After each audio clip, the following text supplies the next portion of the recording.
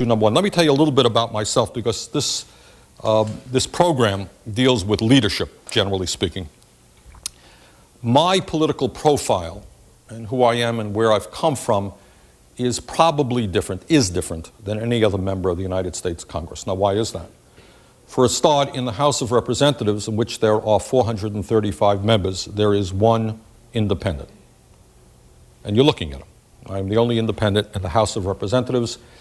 I was elected in 1990 as the first person outside of the Democratic and Republican parties in 40 years, and I'm now the longest-serving independent in American history. Now, how did I get involved in politics? How is my background different than other people? Generally speaking, most people who make it to the Congress start off in the Democratic Party or the Republican Party, and they work their way up and they get elected to Congress.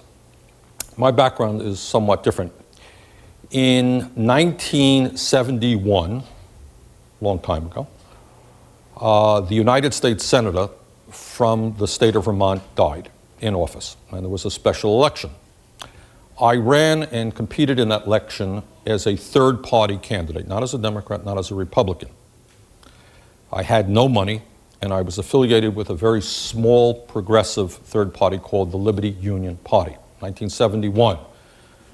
And I thought, I had no illusions that I was going to win this election, but I thought it would be important to go out around the state and talk to people, expressing my views about the state of the economy, the Vietnam War as was then going on, and see how we could do. Well, on election day, the votes came in and I received not 30% of the vote, not 40% of the vote, but 2% of the vote. So the first point that I'm going to make to you today is don't give up. But I was not smart enough, unlike many of you, I was not very smart, and I said, hey, I got 2% of the vote, I'm going to try again. And in Vermont, which I think is a good thing, we have elections every 2 years for statewide offices and so forth. So another year came in 1972, and I said, I am going to run for governor of the state of Vermont, having won overwhelming support with 2%. What do I have to lose? How much worse can I do? Well, I actually did worse. I went from 2% down to 1%. But the voter turnout was larger, so I got more actual votes, but my percentage went down. Again, being one of those people who's too dumb to know when he's licked, you know, I came back again, and 2 years later, I ran for the United States Senate again, and instead of getting 2% of the vote, I got my total all the way up to 4%. 2 years later, I ran for governor of the state of Vermont, and this time I made it up to 6%. 4 races, and I managed to fight my way up to 6%. Now, see, some of you are smiling, but what you should know, if you check your history, running as a third-party candidate, actually getting 6% of the vote, is not bad. It is very hard because people in our country traditionally are going to vote Democrat, they're going to vote Republican, asking them to go outside of the two-party system with ideas that they don't necessarily see on television or hear on the radio or read in the newspapers every day. Different ideas ain't so easy. So 6% wasn't that bad, but by this time I also had to make a living and do things like that, live a normal life. So I retired from politics, and then I went about my business as a writer, doing film strips, educational film strips, did a videotape, and so forth and so on. 1981, 5 years later, some people in the city that I live in, Vermont is a very small state, a very rural state. Our largest city is called Burlington, Vermont, where I live. It has all of 40,000 people. It's by far the largest city in the state of Vermont, but compared to cities all over America, very small.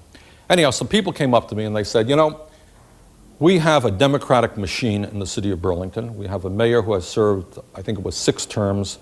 They're not really representing the people. They're not dealing with issues like affordable housing, creating a people-oriented waterfront. Our city is a beautiful city located on Lake Champlain. A lot of problems in our city. Bernie, why don't you run for mayor of Burlington? And I was reluctant to do it, but enough people said, do it, so we did it. And we put together an interesting coalition politics. We put together some of the unions, and I'm a strong believer in trade unionism, the workers in the city government who aren't happy with what was going on. We put together neighborhood organizations that represented working people and lower income people. We put together people who were concerned about the environment, especially what was going on in our waterfront.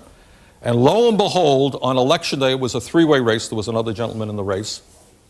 I ended up, late in the night, winning that election in 1981 for mayor of Burlington by a landslide of 14 votes. They did a recount. My lead went from 14 down to 10. But to everybody's shock in the state of Vermont, I became the mayor of Burlington. Now, when I walked in the door as mayor of Burlington, I had a little bit of a problem because there were 13 people on the city council. 2 of them had come in as supporters of mine. But the rest were all Republicans and Democrats, mostly Democrats. They were not very happy with the fact that a new guy, not a Democrat or Republican, was suddenly the mayor of a city who had a different agenda. So the very first formal action that the city council took was to fire my secretary. Got it? The one person that I had on my staff, they fired. And they forced me to work for many, many months they wouldn't let me hire my own administration.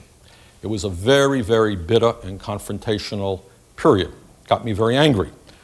And we have half of the city council comes up every year. So a year later in 1982, along with a number of other people in the city, we put together another coalition to run for city council, people who were supporting my initiatives as mayor. And we won 3 seats, plus the 2 that we had, which was 5 seats, which gave me veto power, which suddenly changed the balance of power on the city council. And the Democrats and Republicans suddenly had to deal with the mayor. And a year later, the Democrats and Republicans ran against me. I won. 2 years later, Democrat, Republican ran against me. I won. 2 years later, Democrat, well, they combined parties, but we won anyhow. And we took on all of the special interest in the city, all of the moneyed interest, all of the powers that be.